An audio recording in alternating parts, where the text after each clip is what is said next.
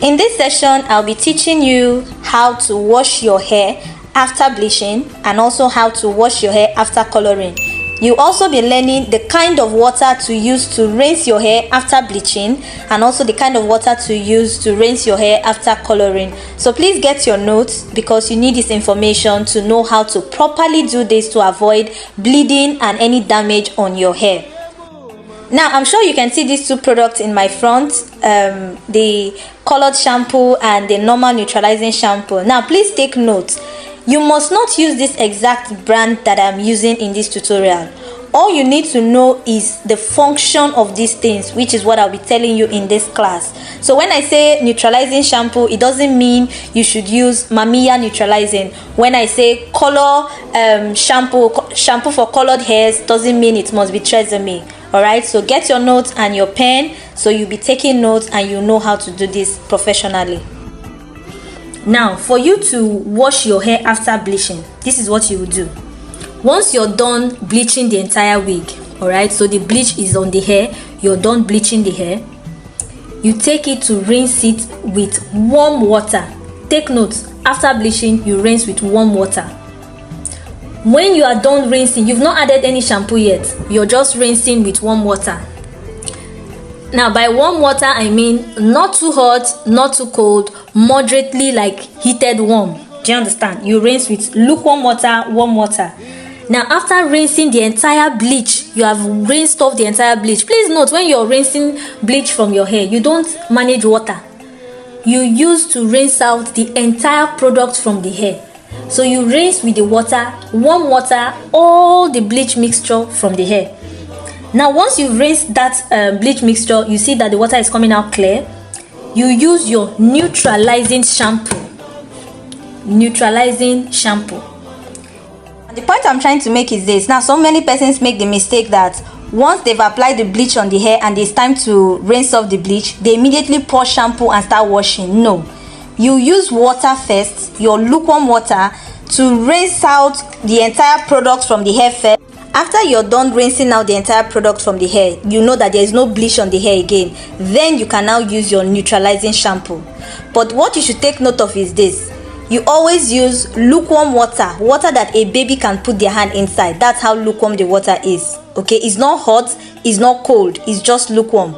And when you've rinsed out the product from the hair, which is the bleach mixture from the hair, then you go in with your neutralizing shampoo to ensure that every part of the product that is on the hair while you're combing it and everything is completely out of the hair.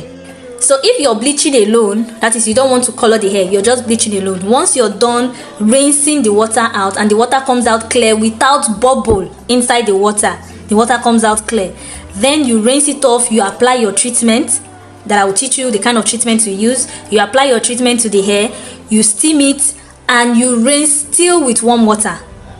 Take note of this. You're rinsing with warm water after bleaching. That's it. So just take note of that. You rinse off the entire product with warm water. You apply your neutralizing shampoo on the hair. Okay. You rinse it off again with warm water. If you're treating, that is if you're not coloring, if you're treating straight up, you apply the treatment to it, you rinse off the treatment still with warm water. Okay, that's for your bleaching process. So now, if you're coloring, that is, you're not only bleaching, you are still proceeding to coloring. All right, this is how you do it. So for the coloring process on how to wash your colored hairs, after you're done applying the shampoo, you've washed the bleach out, you've rinsed it off and the hair is clean, maybe you dry it and you've applied your color, whichever color you're doing, whether you're doing watercoloring method or direct application or you're toning, you've gotten to that stage, this is what you do. After you've applied your color, you've left it for 30 to 45 minutes, it has processed, you have your beautiful colored hair, and now you want to rinse off the color from the hair. Take note of this. This is what you will do. Now, you make sure you wear your gloves so you don't get your hands stained like mine. You see here, that's the result of not wearing gloves. So you don't get your hands stained. You wear your gloves. You use running tap water, cold water, not water in the fridge, but just on your tap, the normal temperature, cool temperature water. Once you're rinsing color, not bleach, color from the hair, you use cool water. The reason you're using cool temperature water is to avoid bleeding. the color will be coming out if you use warm water. So do not use warm water, use cool water. All right, so you rinse the product, which is the color from the hair, until the water comes out like good percent clear. There is no bleeding coming out, because the cool water will lock the cuticles that were opened before and trap the colors inside, but the warm water will open it and allow the color to be bleeding out. So don't use warm water. Take note of this. Now, after you've rinsed out the entire color from the hair with just the cool water, you can apply your color based shampoo. That is shampoo that is made for colored hair. Like this one here is Color Revitalized Shampoo by Chioma. There are other brands, it must not be this, but using your color based shampoo helps to also lock the color in than using neutralizing shampoo. You can actually use your neutralizing shampoo, that's a fact, but don't use too much of it. But ensure whichever one you're using, ensure to use cool water. So you can apply your color protection shampoo or very little of your neutralizing shampoo. Then you rinse again. After applying the shampoo, you rinse with cool water. So after rinsing with cool water, remember there's no warm water in this stage. When there is coloring, we don't use warm water. Cool all the time. All right. After rinsing out the shampoo from the hair using cool water, then you apply your treatment. Please don't let there be shampoo on your hair before you apply your treatment. Rather, there should be no shampoo left on your hair. If not, it will affect the health of the hair. Please don't do that. So make sure you don't manage water when rinsing. Use as much water and be combing if possible to make sure that you're taking out all the products. Then use your shampoo. Once you're done rinsing with cool water, there is no bubble coming out, the water is coming out clear. Apply your treatment. You steam. Once you're done steaming and you want to rinse the steamed product, that is the products from the hair, still use cold water. Don't use warm water. Use your cool water, but just ensure that you're rinsing the entire product from the hair. Do you understand? So I'll be doing an illustration here where I'll be showing you what happens when you use warm water. Even let's say your client brings in their colored hair for you to revamp. As long as it is colored hair, rinse with cold water to help, especially hair that bleed. Most especially red colors, they bleed a lot. Blue, those colors can easily bleed out.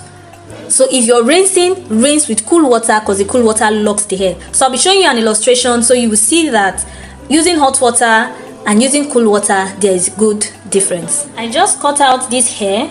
All right, these are colored hairs that I colored using permanent color, not even semi-permanent color. I used 40 volume developer. Now I used 40 volume developer with high color L'Oreal. I think so, high color L'Oreal for this permanent color. So I'll be showing you, I just cut them into two. I'll be showing you the effect it has when you use warm water, hot water, and when you use your cool water, that it will not be bleeding as much. All right, so that's what we'll be practicalizing here. So let me take this down. So I'll be using this bowl. Now the reason I'm using this bowl is so that you can see them as they bleed. We're using this here. This is the cool water, cold. Okay, all right, let me use a clip to differentiate them. So I have used this clip. This clip will be going into the cold water and this one will be going to the hot water. So this is the hot water. I'm just going to dip it inside. Okay, this is hot and this is cold water. So I'm just dipping it into the cold water. You see the warm water and you see the effect it will have. So as you can see, the one with the warm water is already bleeding. Look at the one with the cold water. So that is why you should not use warm water when washing colored hairs. In conclusion, all I'm saying is when you're done bleaching your hair, at the bleaching process, when you're done bleaching, always use lukewarm water that a baby can even put their hand inside. That's how lukewarm the water should be. So if you're washing after bleaching, always use lukewarm water and your neutralizing shampoo. Once you have applied color to the hair or you're done toning your hair, use cool water, not water from the fridge, but just running tap water. So for your colored hairs, you're using cool water all through the process. Even after applying treatment, you're using cool water as long as there is color on the hair. But if you're done bleaching and you want to rinse it off, you rinse with lukewarm water, just lukewarm enough that a baby can put their hand inside the water. Next tutorial, I'll be teaching you about hair treatment, where I'll be showing you the different kind of products you should look out for when you want to treat your bleached and colored hairs to make them look healthy.